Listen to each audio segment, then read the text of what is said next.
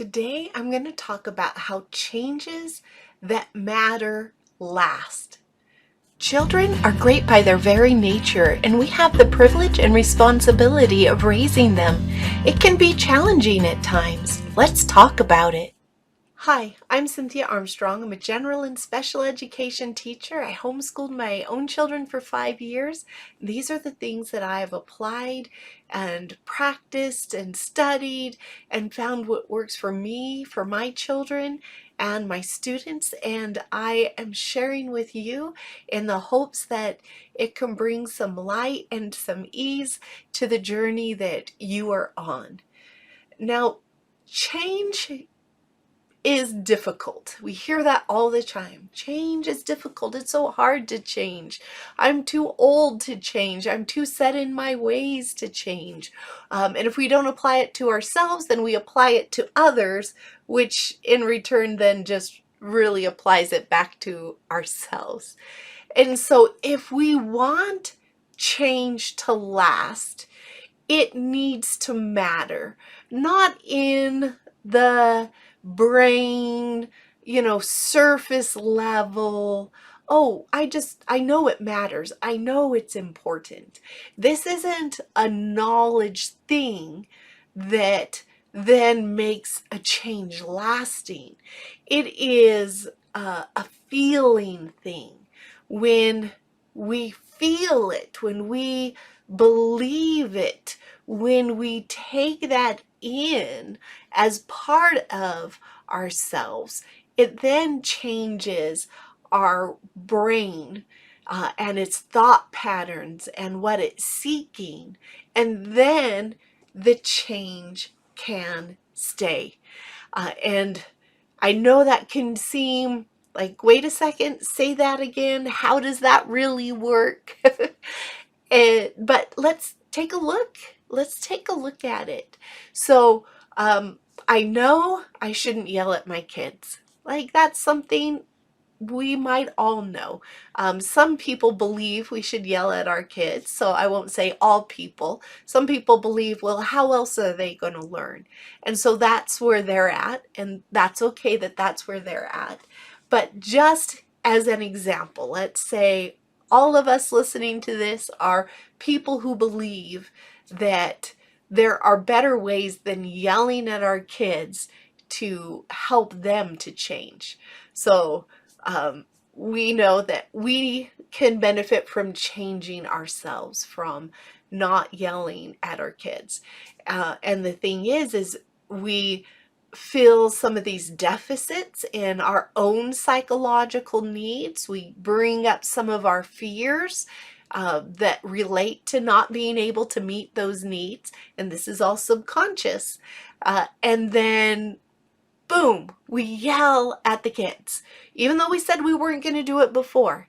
And even though 10 minutes, 5 minutes, 1 minute after we yell, we're going to be feeling really bad and getting down on ourselves. And why did I do that again?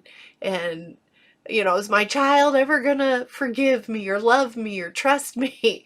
We might go into any of those things. But we keep doing it.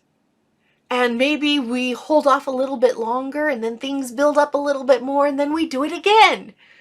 And we're like, I feel so bad. I feel all these things. Why do my children keep ticking me off? And things don't change in a way that matters internally to us. So then the change doesn't stick. We can hold on with our fingernails and our teeth and our toenails for a while, but then we go right back to that.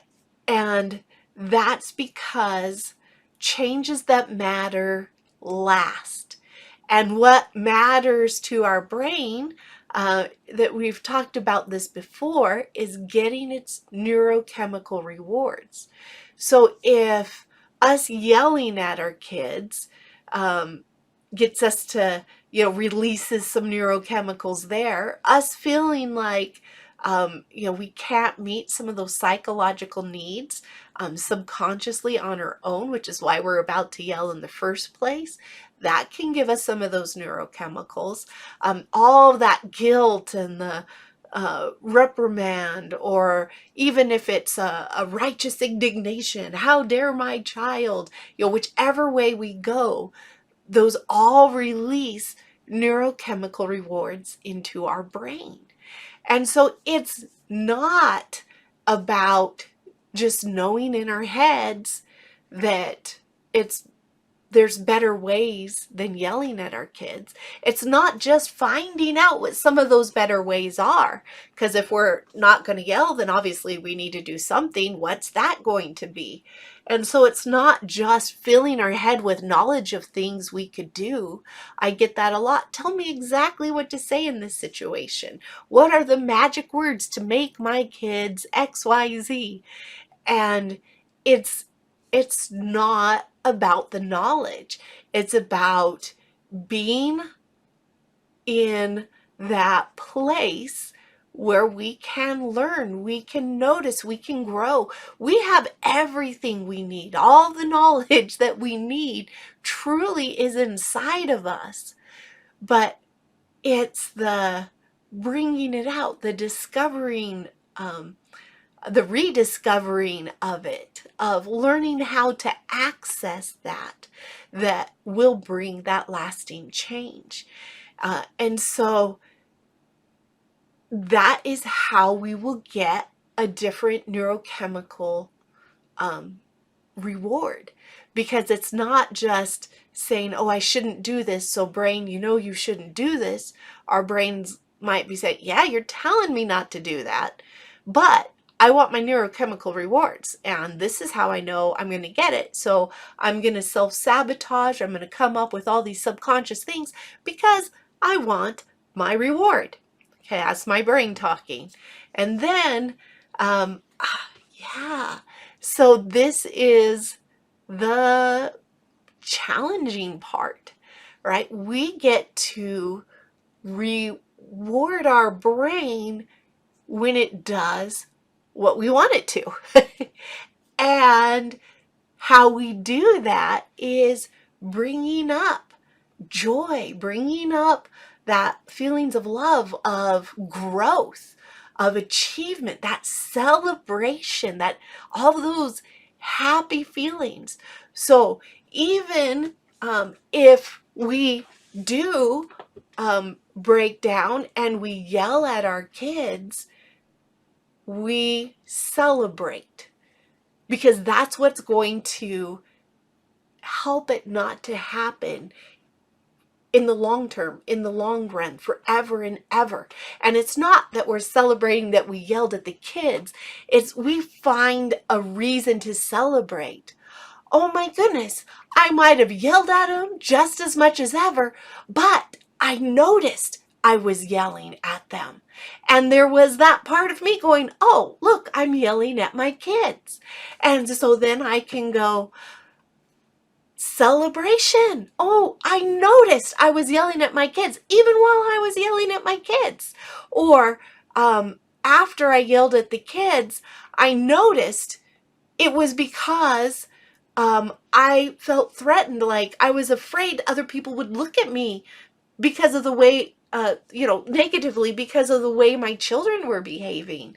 And I noticed that. So celebrate the smallest, littlest beginning of thought changes that we can. And as we celebrate those, I mean, if we cheer, if we dance, if we sing, if we do whatever it is that you like to do to celebrate, and particularly, I mean, the most important thing, it doesn't matter how you celebrate, but it's that bringing up of those feelings of celebration that our brain then gets rewarded, and it says, oh, I like these rewards. This might actually serve me better than some of those other ones, because those other ones, I know I'm going to get that reward, but this is like an even greater reward, and it meets more of my needs. And so as we celebrate even those littlest things, noticing sooner afterwards, being able to notice like a third person observation of us losing it, of us being able to let our children know like that we're willing to say, you know, mom's still learning, and there's better ways than me yelling at you, and I'm still learning those ways to be, you know, and celebrating any little step like that we make.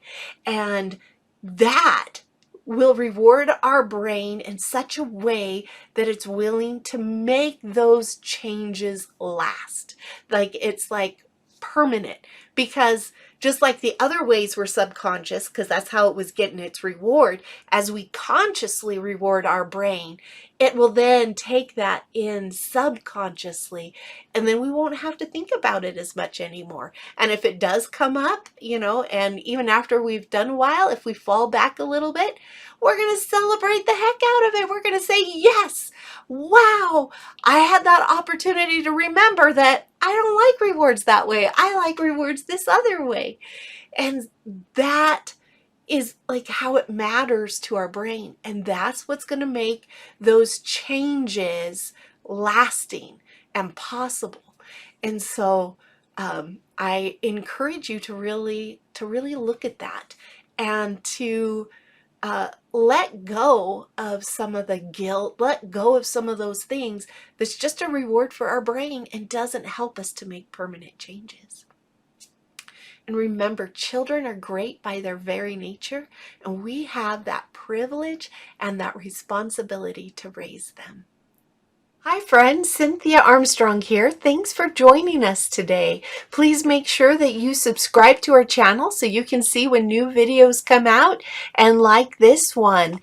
It is such a responsibility and a challenge to raise great kids, and we are here to help you along that journey to make it as enjoyable and fun and fulfilling as possible. Please check out our website, www.raisinggreatkids.net, and I will leave that in the description below.